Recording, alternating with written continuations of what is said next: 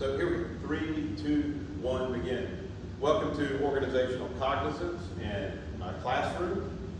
What we're looking for is clarity, consistency around structure and how people fit. Out of the 7 questions, we're wanting people to be able to answer, yes, I understand, embrace what I'm accountable for, how I measure, how I'm heard, how I'm developed, and how I maintain balance.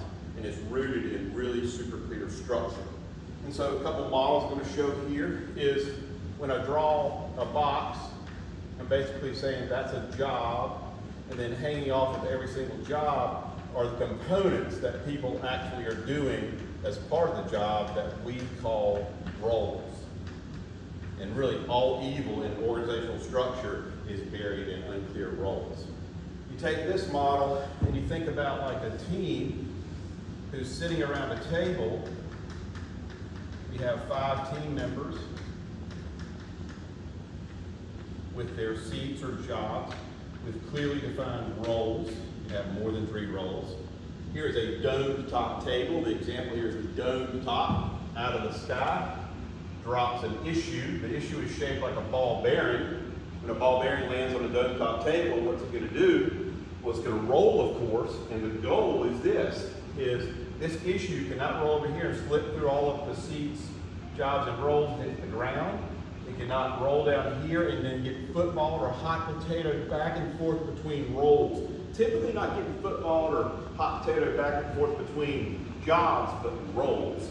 And then what it can't do is it can't roll over here into this role here where it's full, but then all it does is just slip over and hit the ground. We want it to fall clearly into the different roles and seats. So we take this exact same model and we call this a self-integrating team, or you take the same table, which is a dome top, and here are the exact same people in their jobs with their roles around the same table. This is more of an organizational model. And what we're describing here is so much clarity and awareness, so much cognizance that this job with its roles has domain and authority here, and domain and authority, and domain and authority. And so the idea is when you're super clear on your domain and authority, you know when you can be autonomous, which is very fast out here, but you also know when you need to come to the center, to the team, and collaborate. All very simple. But you take this deeper and you wonder how all of these electrons and atoms are working together.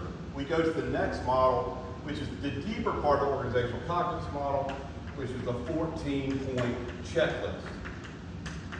14-point checklist is represented up here. And where this comes from is doing this model with teams and then watching teams and really focusing on millennials, asking them, what is it about your job that you clearly want to know? And there are these 14 points.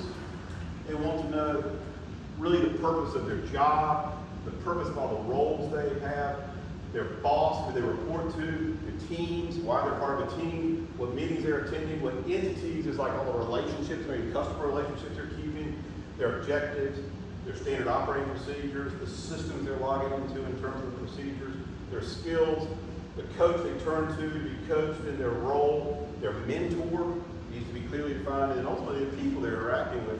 You can draw it in this model like this. We do structure first, people second.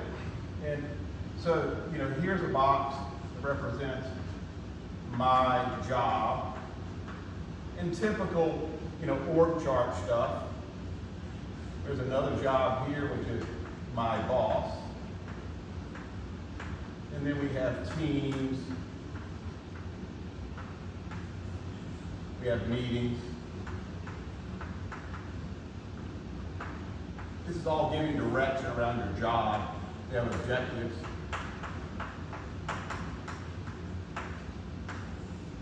And then we have entities. This is really kind of like the definition of a lot of the people that we're dealing with. I'm not sure if I spelled that right or not. I'm dyslexic, so sorry about the spelling. Don't worry about it.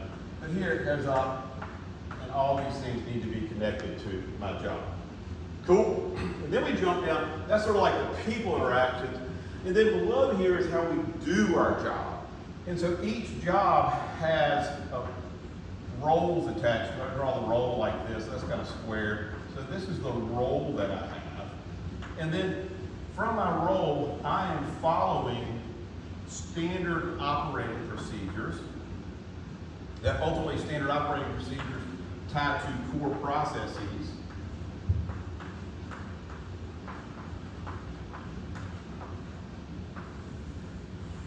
So if you're trying to solve an issue and understand where we're overlapping, we jump straight back into the core processes, or we have overlaps around our objectives. We have the teams working together. And then from this role, we need to understand what skills are required, what systems we're logging into, who we turn to from coaching for this role. And then ultimately, we need to be measuring some short-term activities that ultimately drive objectives. Those are our key results. So each one of these is their own little node. SOP's going there.